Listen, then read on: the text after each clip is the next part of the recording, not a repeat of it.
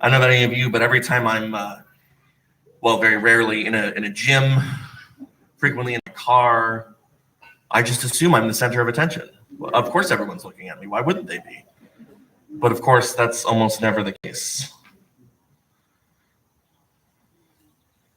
It's so easy to just assume you are on display and the whole world is looking at you. So just like Mr. Bean, we often get tangled up, tripping over our new selves as we try to take off our old clothes. This idea of being tangled up in change is actually a very ancient idea. In fact, the inherited wisdom, of course, is that we as human beings struggle with change the most. We resist change. Change traumatizes us. Change challenges us. At the same time, it is the thing that we can find most constant in the world. In fact, it's the pre-Socratic Greek philosopher Heraclitus who most famously framed this paradox. He said that the only thing that was unchanging was the way that the world changed. And the only thing that was permanent was impermanence. I'll note that that reading's in our UU hymnal. And actually just earlier this summer, our seniors this year chose that as one of their readings. Heraclitus imagines that the foundations of the universe are actually not about staticness and unmovable, firm objects. He says actually the foundations are change. Change is the norm. Change is what can be counted on.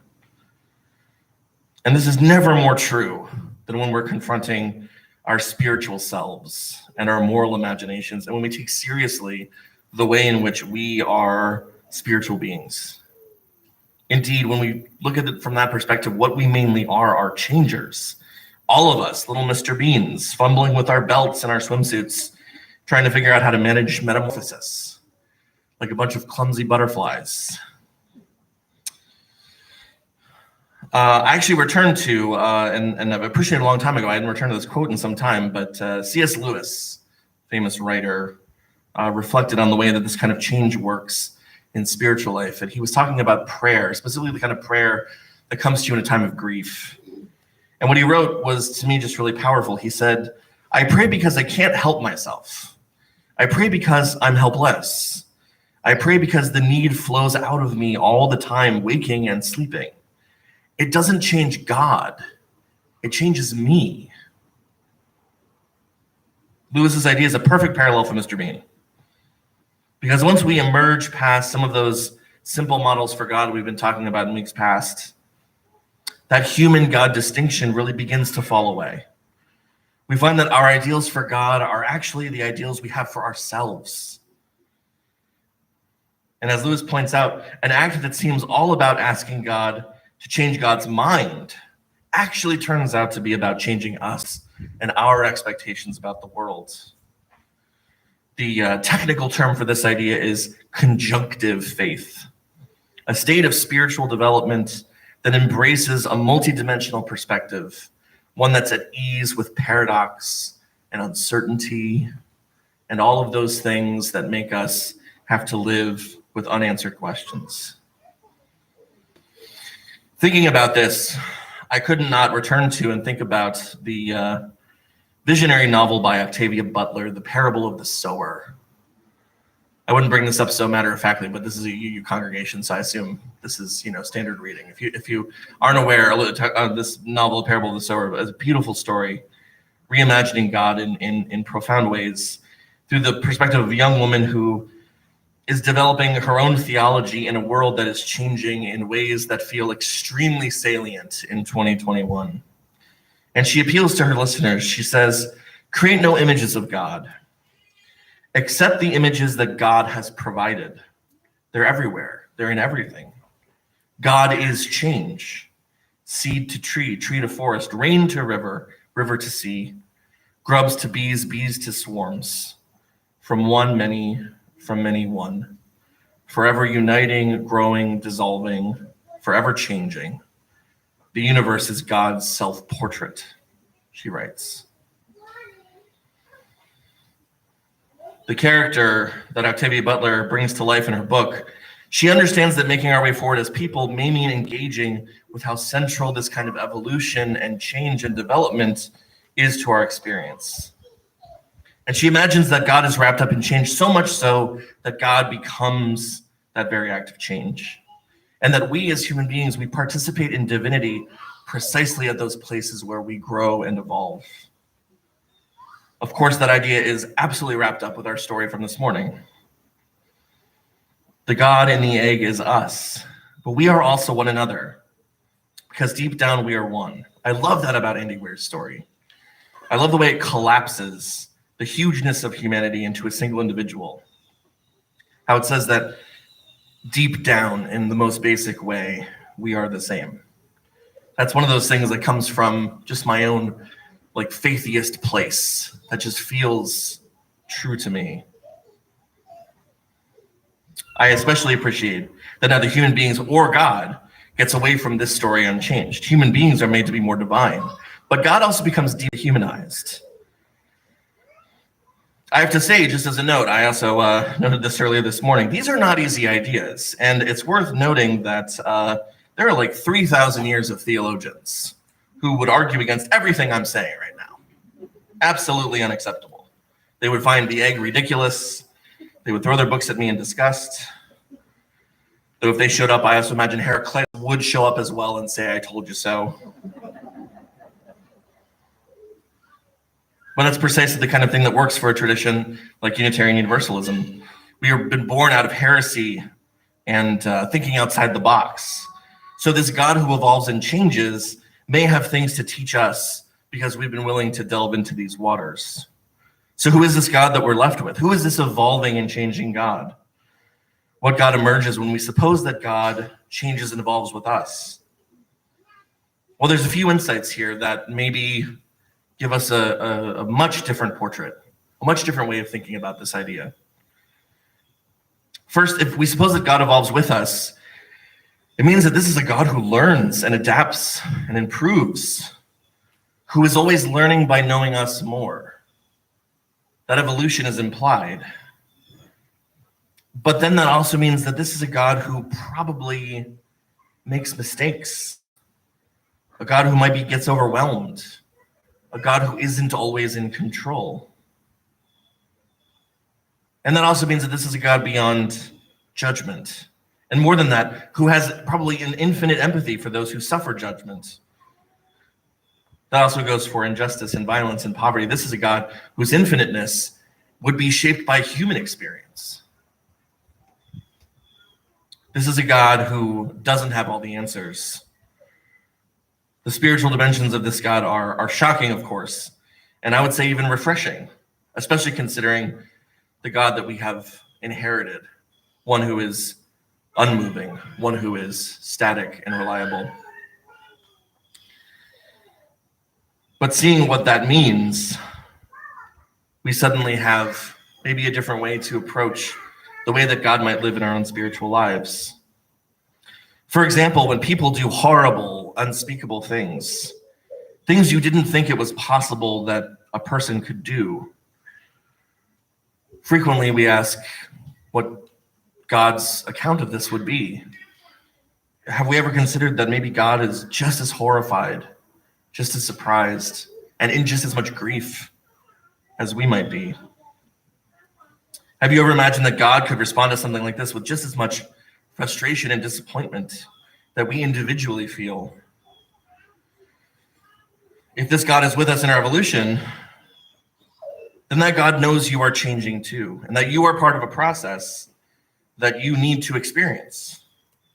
But if that's true, then suppose that God might be watching our moments of failure and imperfection and our screw-ups, full of an empathy and care that is acknowledging of the process that needs to continue.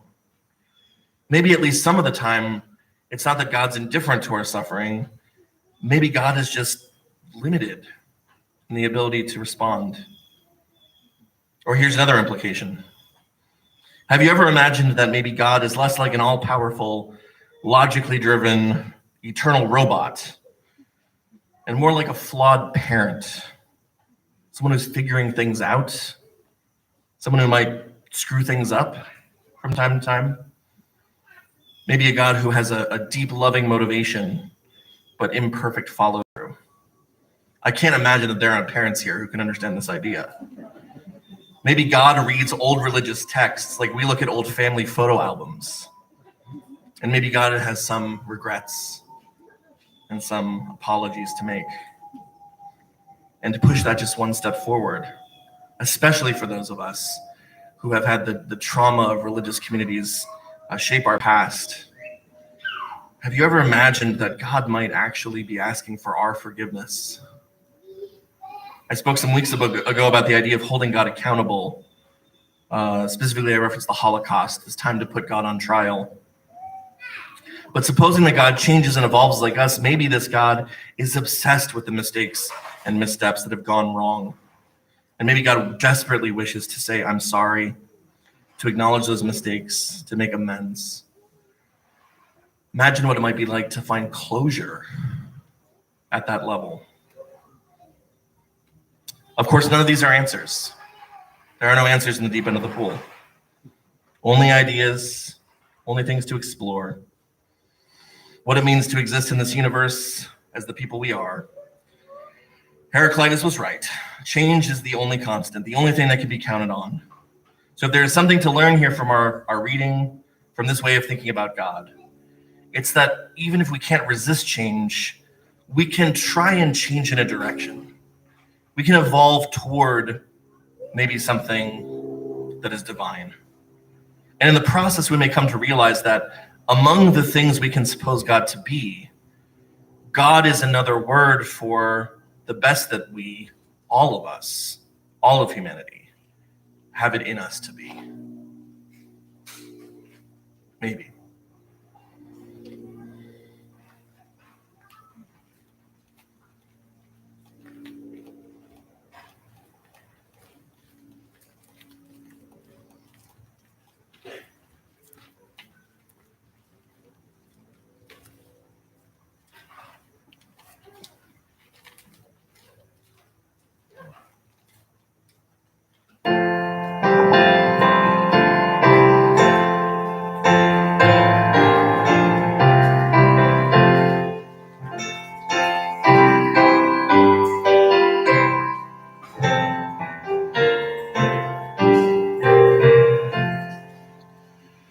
Just as long as I have breath, I must answer yes to life. Though with pain I made my way, still with hope I meet each day. If they ask what I did well, tell them I said yes to life. Just as long as vision lasts, I must answer yes to truth. In my dream and in my dark, always that elusive spark. If they ask what I did well, tell them I said yes to truth.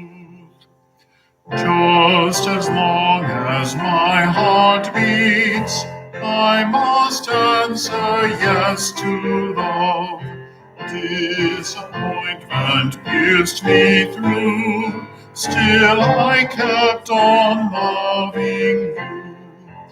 If they ask what I did best, tell them I said yes to love.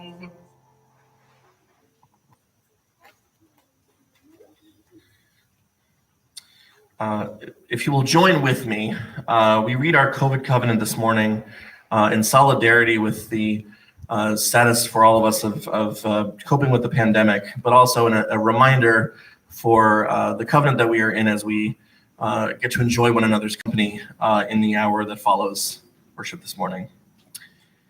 In beloved community, we welcome everyone, absolutely everyone, into this space of worship and fellowship. In this time of pandemic, we covenant to respect one another by considering the safety and comfort of others before ourselves, to respect the policies our leadership has established, and to take all of our steps with one another with grace and understanding, as we work to make this a truly safe space for all people. In the vision of who you are, in the hope of what you might become, and of what we might become together, I hope you all go forth this day into the world, agents of evolution and change.